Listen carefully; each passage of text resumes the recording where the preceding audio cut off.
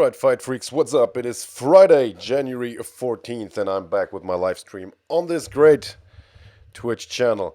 What happened this week? A lot, to be honest. A lot of cool stuff happened that we need to talk about, and we are just one day away from the first UFC event of 2022. It has been 3 weeks, I guess, since the last UFC show. When was the last UFC show? I believe it was 3 weeks. It was the Fight Night Lewis first Stalkers, December 18th. Yeah, 4 weeks. Almost 4 weeks, almost 1 month without a UFC event. I am elated that the UFC is back. With a solid card, Calvin Kattar versus Giga Chikadze. We will get into that a bit later. Let's start with the news of the week.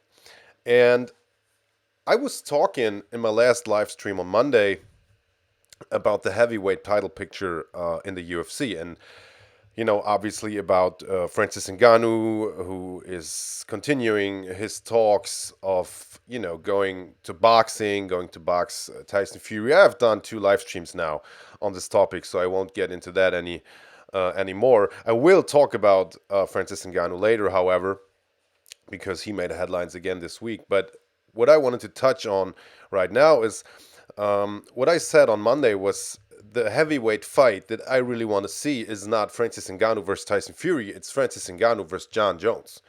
Or, for that matter, Cyril Gane versus Jon Jones. Should that fight, should he beat Francis Ngannou this month? And by the way, if you're from Germany and you're watching this, DAZN will broadcast the UFC 270 event, Ngannou versus Gane. So I'm happy to announce that I will do commentary on that show, and I will do commentary on that live fight. And regardless of who wins this fight, I want to see Jon Jones face the winner.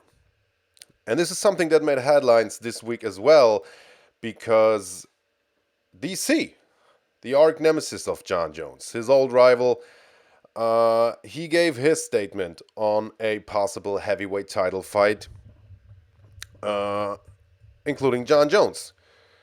And what he said was basically that Jones doesn't have a chance of winning the title against neither of the two. Neither Francis Ngannou. Oh, yeah, here it is. Nor Cyril Gane.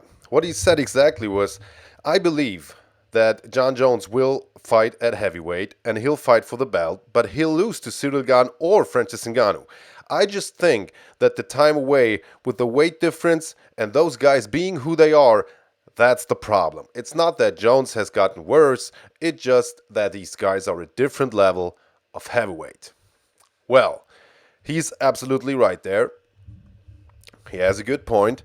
And to be honest, he says it's not that Jones has gotten worse, but in my opinion, it's a fact that he's gotten worse.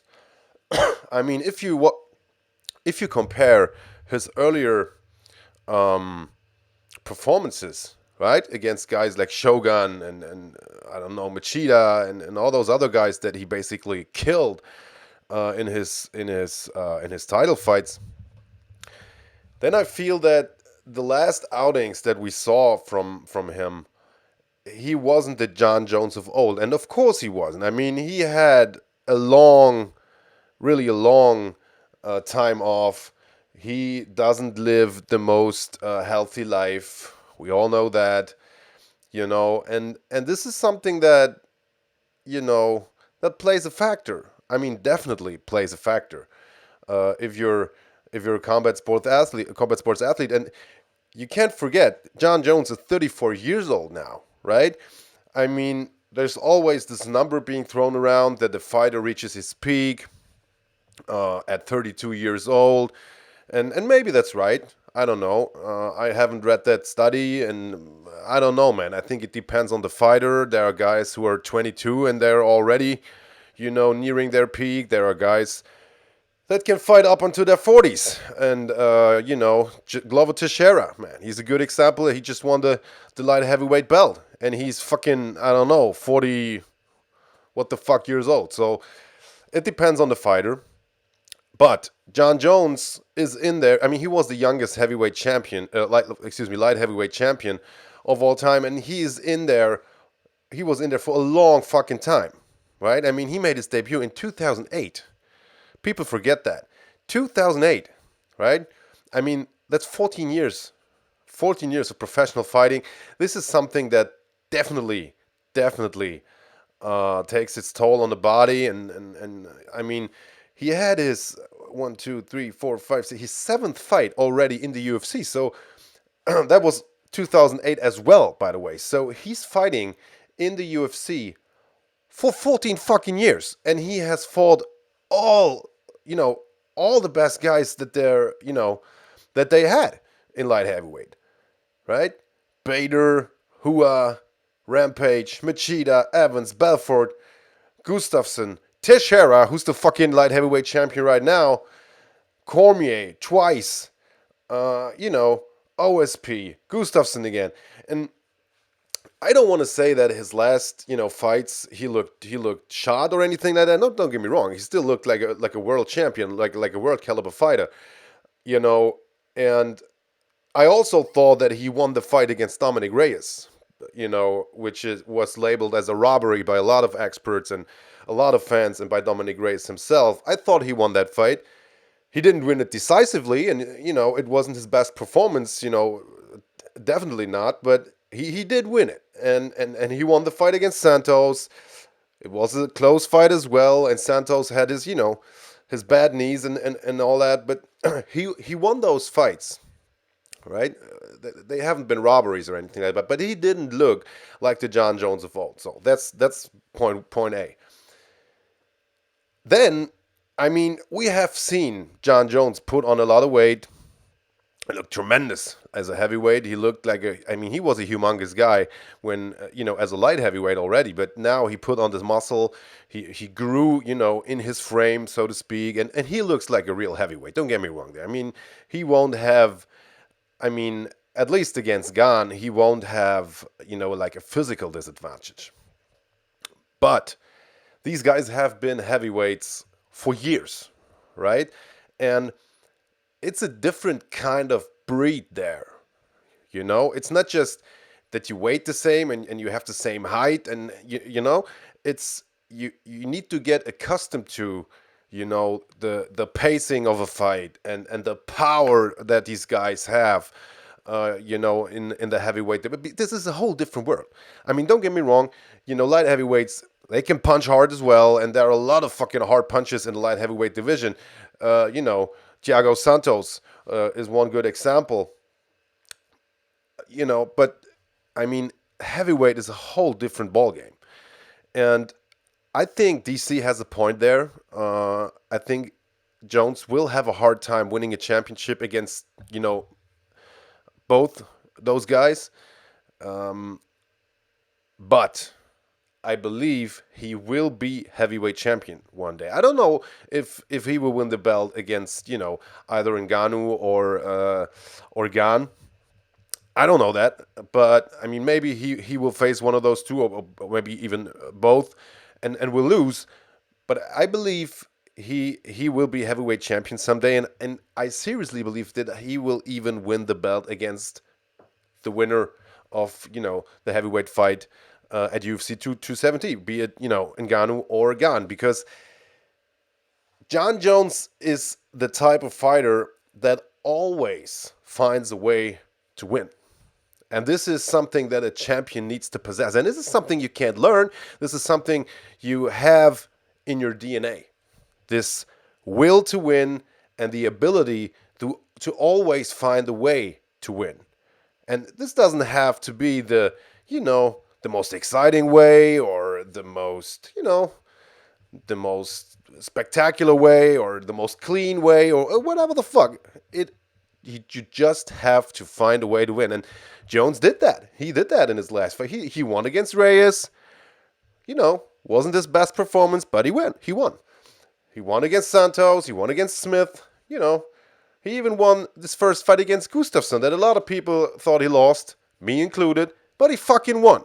He made the fight close enough that, that all three judges thought he won the fight. So you can't argue that Jones always finds a way to win. And so, DC, I know you're rooting against Jones, and I know you're hoping, for Ngannou or for Gan to win a potential fight against Jones. But I think Jones will go up there, you know, and edge out the win. He will edge out the win, and he'll be heavyweight champion.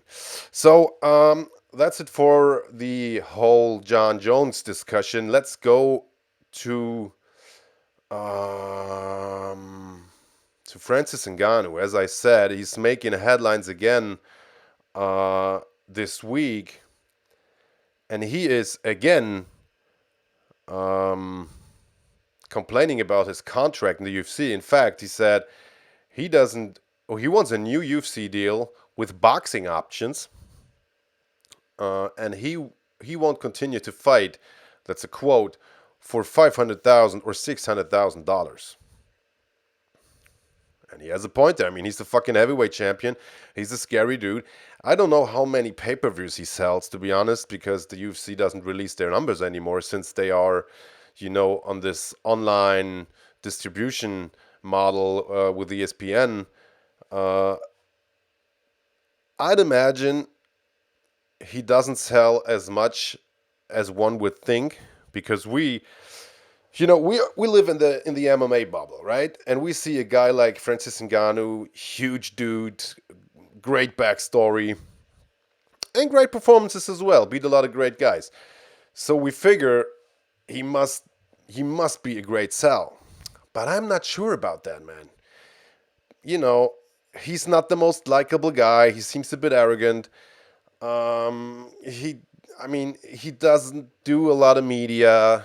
I think people in the U.S., I don't know if that many people know about him, to be honest. I think guys like Masvidal, who I will be talking about in a couple of minutes as well, and other guys, are way bigger sells than Francis Ngannou.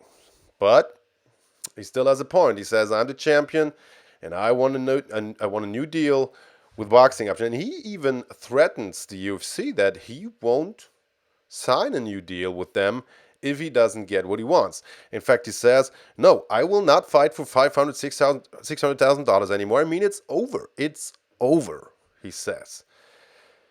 I just did this. I took this fight against Cyril Gane for a personal reason, and I want to make sure that regardless, even if it's unfair, I have been wrongly treated, I can make my case to say I have completed the 8 fights. Just for your understanding, he had an 8-fight contract, and he will complete that contract when he's done with the heavyweight title fight against Cyril Gane. And then it's back to negotiating. And, if you remember, we almost had a fight between, if we look back a couple of months, there has already been, a contract dispute with Francis Ngannou, where the UFC just said, you know what, fuck you, right? You can do whatever you want, just sit out on the sidelines. We don't care, man. We move on, and they put Cyril Gane in the interim heavyweight title fight against Derrick Lewis. So I don't know if it's a clever game that he's playing there. Again, I can understand where he's coming from, and as a fighter, you obviously want to use your leverage and make as much money as you can. But I believe you have to do it in a clever way. First of all, you have to keep the shit out of the media. I don't know if it's a good look when you come to a contract negotiation and you have in the weeks before that, shit all over the place. And talk bad about your company, and I mean, this just doesn't. This is just. It's not a good look. It's not a good look, and I don't think it will help him in these negotiations, because we all know that the UFC can be very stubborn. They can be very impulsive, and when they go into a negotiation like that, and they obviously don't care if Ngannou fights there or not. I mean, he's a great guy. He's the heavyweight champion. I get that, but they won't let themselves get blackmailed by a fighter. We have seen that over and over again in the past, and if he oversteps, the line, I think they will let him go. They will. I mean, he obviously can fight in Bellator and whatnot, and they might even pay him good money, but he won't ever be a huge superstar like he could be in the UFC if he stayed there.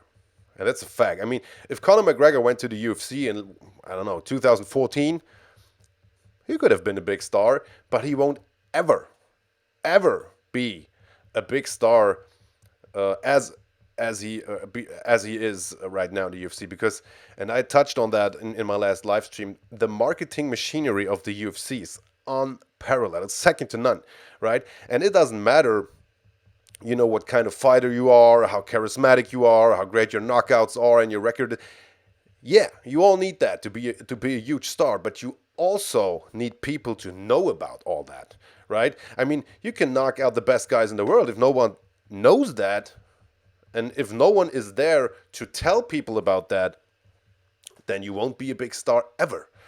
And this is the problem that all these smaller organizations have. I mean, if we're completely honest, there are a lot of organizations out there that put on great fights. Bellator puts on, good fights from now and then. The PFL has a couple of good fights and a great format. There are some good fights in Europe. The big difference between them and the UFC, it's not even the production value or whatever. I mean, it's all those other smaller shows look good as well, and they have good fighters as well. Look at Bellator, man. They have good fighters. They certainly have great fighters on, in the top circuit, but they don't have the marketing machinery. And I don't think you can go from the UFC to Bellator if you fought for the belt, you lost the belt, or you didn't even win it in the first place, and your career is coming to an end, and you just want to make a lot of money with the name that you have built for yourself in the last couple of years with your fighting.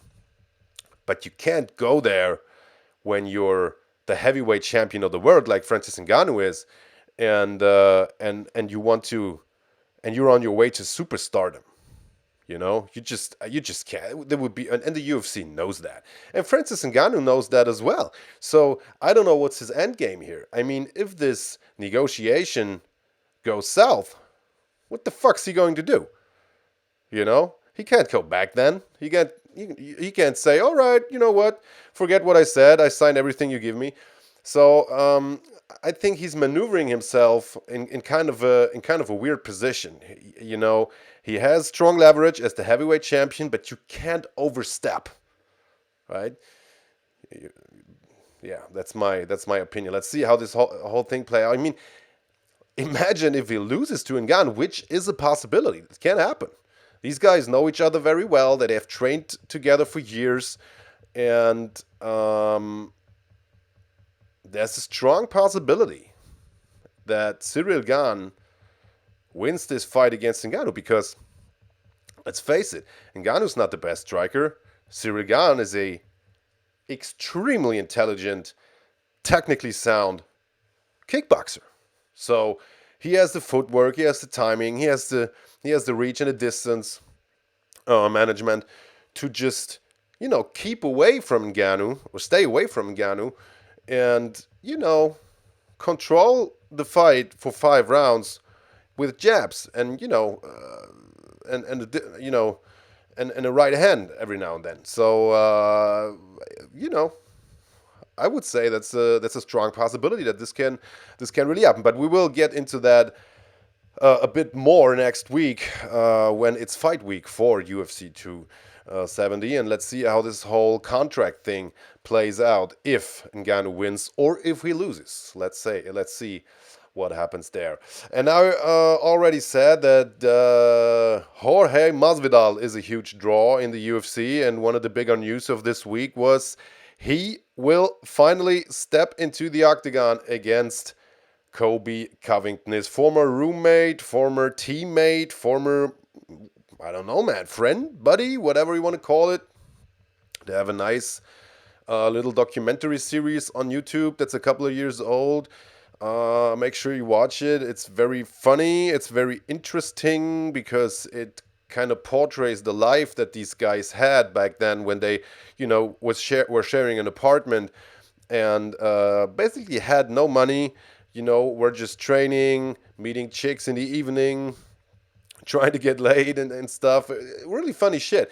And now, a couple of years removed from that, I don't know how old this documentary is. I would say 10 years or something. And now, let's say 10 years removed from that, they're in completely different places, right? I mean, Masvidal is a huge star in the U.S. Knocked out Ben Askren with that flying knee. Had that BMF title fight in Madison fucking Square Garden, and he's just had title fights against Usman, who he clearly lost, but he made some good money for himself, man. And he's the street Jesus is a star now. He's a certified star. And on the other hand, you have Kobe Covington, who has evolved, to this extremely credible fighter. And forget all this wrestling, Trump persona shit. I know people don't like Kobe Covington. I'll tell you what, I fucking love Kobe Covington. Not because of his antics outside of the ring. I think, yeah, sometimes it's funny, sometimes it's stupid. He said a lot of stupid shit, that's for sure. He said a lot of things he shouldn't have said, that's for sure as well. But I don't fucking care what people do outside of the cage as long as they are performing inside the cage. And Kobe Covington, like it or not, is one of the best fucking welterweights of all time. Of all time. Of all time. I mean, he had two great fights against Kamaru Usman, who is the motherfucking top dog right now in the UFC. There's no way around it. He had two great. I mean, Dana White said it himself. Would Kamaru Usman not be around right now? Kobe Covington would be the motherfucking champion. He would be the champion for a long ass time because he is a great fighter. He's a strong wrestler. He has extreme cardio. He is a solid, a solid striker. He's not a good one, but he's a solid. His striking solid enough for the UFC, and Masvidal and him, they had a grudge for years now, and people are talking about, is this manufactured? Is this real? I believe it is real. I believe it is real because I mean, if you share an apartment and you share basically a life together, and then your careers,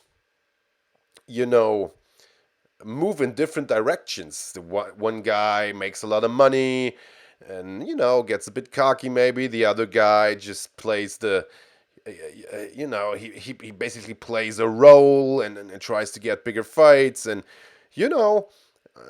Covington obviously, not the easiest person, had a falling out with his gym and stuff. And, I believe this shit is real. And now these guys will face each other. It's number 1 against number 6 in the welterweight division. So this is from an athletic standpoint or from a ranking standpoint, it's an interesting fight as well. But let's face it, Masvidal doesn't have a fucking chance against Kobe Covington. I think he will get eaten alive, right? I mean, Masvidal is a great guy, but he has, I mean, in my opinion, he has too much miles on his on his engine. He's a good striker. He's a good wrestler. I mean, he does everything solid, but I mean, I think he will have. I think he will have cardio issues against Covington because this guy's a cardio monster. I think Covington will be able to, to put him against the cage just as Usman did, and use dirty boxing and just annoy him a little bit before he takes him down and maybe finishes it. I mean, I think this will be a decisive victory for Covington, and I think even it will even be a finish. But again, I will get a bit more into that when this fight will actually happen. It is the new main event of UFC 272 on March 5th. The first non-title main event fight since a couple of years. I believe since 4 or 5 years. We don't have that too often. If we count you know, the Masvidal Diaz fight as a title fight, of course. Yeah, it's a big fight. I will watch it. I'm down for it, but I think this will be a clear one for Kobe Covington. All right.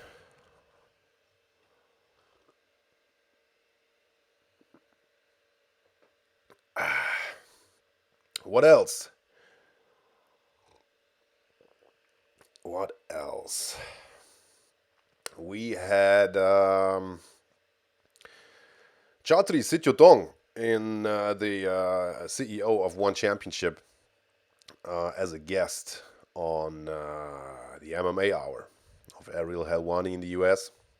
And he was talking about Jonathan Haggerty, who's, of course, one of his fighters who's under contract with One Championship, who has been a world champion there in Muay Thai, who recently won a Muay Thai championship outside of One Championship as well, in, I believe it was in Dublin or somewhere in UK. And I don't know why he would even go there. But what Chatri said was he made a comparison to Takaru, who of course has the big fight against Tenshin coming up in June, who has another fight in K1 coming up in February. I will get into that in a couple of seconds as well. And what he said was Haggerty would destroy Takaru, not on the same level. This is what Chatri Sityodong said. And we all know, guys, that Chatri is at times a bit, I mean, how do I put it? You know, he thinks big, right? He's he's a visionary, to put it mildly. But I think he's. It depends on what rule set both guys would fight at, right? Would this be a Muay Thai fight? I think Haggerty would have a chance. I don't think he would destroy Takaru, but he would, he would definitely win the fight. He has great. I mean, remember that Haggerty Rotang fight, the first one and one was. Those elbows from hell were just. I mean, it was beautiful, beautiful violence. I think under Muay Thai rules, Haggerty would have a chance. He would, he could use his clinch. I believe he's a bit bigger than Takaru. And this all came about, I believe, because both fighters shared training footage where they were left kicking the pads. And Takaru was kicking, and then Haggerty, posted a video of himself where he said, "Look, this is how it's done." And to be honest, both guys looked great kicking the pads, but this isn't a pad kicking contest. It's a fight, and I think under K1 rules, I believe Haggerty would have a hard time against Takaru because Takaru has extremely fast, extremely hard hands. I mean, not just his kicks are awesome, his hands are just amazing. And would I watch the fight? Hell yeah, I would. Do I think it will happen? Not in the next years at least. I mean, as long as Haggerty is under contract with One, we won't see that fight, I'm sure. But yeah, I mean, but on the other hand, I mean, Chaudhry has understood how PR works, right? Because everyone's talking about that comment, and I just said it. Takaru has a fight coming up against actually a champion versus champion super fight. Takaru himself, he is of course the K1 super featherweight champion, and he will face the newly crowned featherweight champion Taito Gunji, who just won the belt in I believe it was in December or in November. And I mean, champion versus champion, this is something that always sounds good. This is a great main event. Just let me check where the fucking fight poster. Oh, there it is. Yeah, there it is. Here's the poster, as always, looking great. Japanese just know how to do a great poster. And I mean, this is labeled a special exhibition match, so I hope this will be, real K1 rules, like 3 rounds, 3 minutes, and shit like that. And because the word exhibition, you know, let's see what the rule set will be. I hope they call it special exhibition just because it's a champion versus champion fight, and the titles won't be on the line. But this is a very interesting fight. You can watch the title win from Taito Gunji on YouTube. They have, it was at the K1 World Grand Prix Osaka 2 show in, I believe it was in December or November. I don't remember correctly, but you can watch it on YouTube for free. And it was a fight that close fight. He won after an extra round. Well, I believe it was even a split decision. And when you watch that fight, you will see that Gunji won't have, or Taito won't have a chance against Takaru in this matchup. He just, I mean, as I said, it was a close fight. He landed more punches, but he took a lot of punches as well. His timing was a bit off. His defense wasn't the best. I believe he won that fight. For real. I mean, the decision was a correct one, but I would even have given him the nod after 3 rounds without an extra round. But what I saw there wasn't enough, for the fight against Takaru. Takaru has way better timing, way harder punches, and I think this will be Takaru's fight to win. But, and this is what I wanted, to talk about in the first place, while Tenshin, right, is fighting special exhibitions against, 40 fucking 3-year-old Takanori Gomi with, modified boxing rules, 2 rounds only and shit, at Ryzen's New Year's show, Takaru's actually taking on real opponents. Right? I mean, Taito is in his fucking prime. He's a fucking champion in K1, right around, his weight class, at least in the same region. This is a real fucking fight, right? So, and this is just 4 months, I'm sorry, removed from the big fight against Tenshin. So he takes a big risk here. Hats off to Takaru, and looking forward to that fight. Gonna be a good one. Imagine Taito shocks the world and knocks out Takaru. That would be a great thing.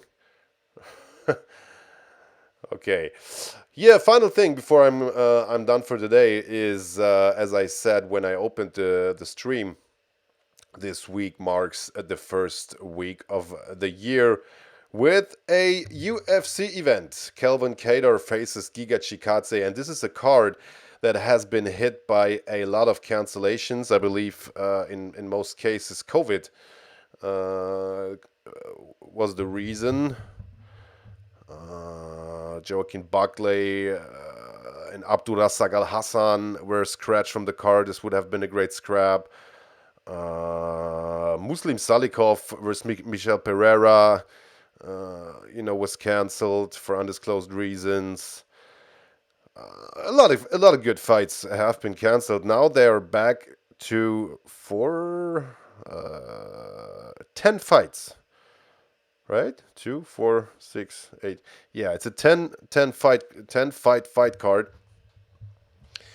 And this is something we have seen, times and times again during COVID, that those cards are getting smaller and smaller because there are so many cancellations and they just don't have the resources, fighter-wise, roster-wise, to make up for those cancellations.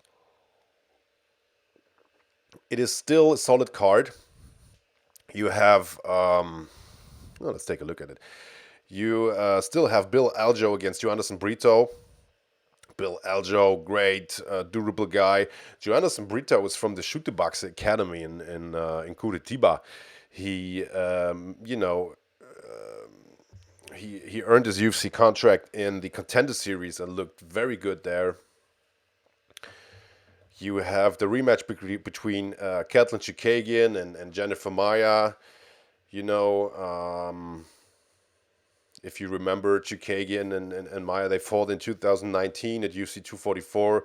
Back then, Chikagian won by decision. Now it's the rematch. And I believe Maya will have I believe she has a good chance to win this time. Brandon Royval versus Rogerio Bontorin is a good fight. Collier versus Sherman. And of course, Kattar versus Chikadze, which is the main event. And, you know, striker versus striker, boxer versus kickboxer. Great stylistic matchup. I believe, even if Kattar is, way more experienced in MMA and has fought, the way better competition in the UFC, I believe he'll be the underdog there, and I believe this is Chikadze's fight to win, and I will tell you why. First off, this last fight against Holloway, man, Kelvin Kattar versus Max Holloway. I mean, this was one of the most gruesome beatings I have ever had to witness in a UFC fight. I mean, I'm pretty sure that Holloway broke some kind of record in that fight as well, with you know the number of punches he landed on Kelvin Kattar in this one single fight. It was yeah, he's had multiple UFC records. I don't know how many punches it were, but it was just hard to watch. It was such a one-sided beating, and Kattar suffered a lot of head trauma and physical trauma in that fight, so he had a pretty long layoff. The fight was in January of last year, so this is 1 year ago. Now he's back. I hope he's fine. I hope he's well. I hope he's ready to fight, because Kattar is a great guy, and he's a great fighter as well. I love watching the guy fight. Love it, love it. And he fought nothing but the best when he moved up in this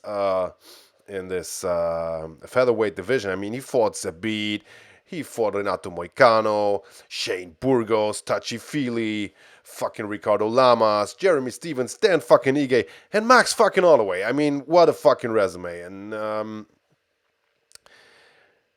but I think this fight against Holloway is one of those fights that you just don't come back from. I don't think. I mean, even if he's cleared to fight by the doctors and he had a great training camp and stuff, I think after a fight like that, you're not the same fighter anymore. And I think this will show this weekend. And on the other hand, you have Giga Chikadze, who has a style that is just, devastating for his opponents. He is ultra aggressive, ultra powerful. He's not he's he has kind of an awkward style, which is hard to emulate in sparrings, and he doesn't have the footwork, and the technicality of the boxing that Kelvin Kattar has. But what Giga Chikadze has is this aggressiveness, this power, this always marching forward and pressure fighting, and this incredibly will to just destroy his opponent. I mean, if you saw what he did to Edson Barbosa in his last fight, or against Cobb Swanson, who he, executed in May last year, it was, it was just,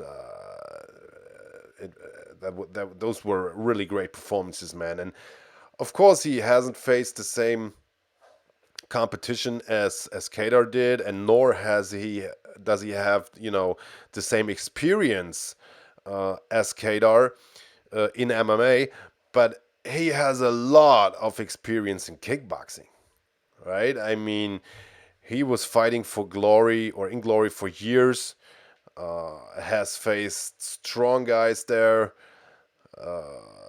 Sergey Adamchuk, for example, and others. And and I touched on that last week in the stream. I said boxing is not kickboxing, and kickboxing is not MMA, and you can't compare the two. And this is right.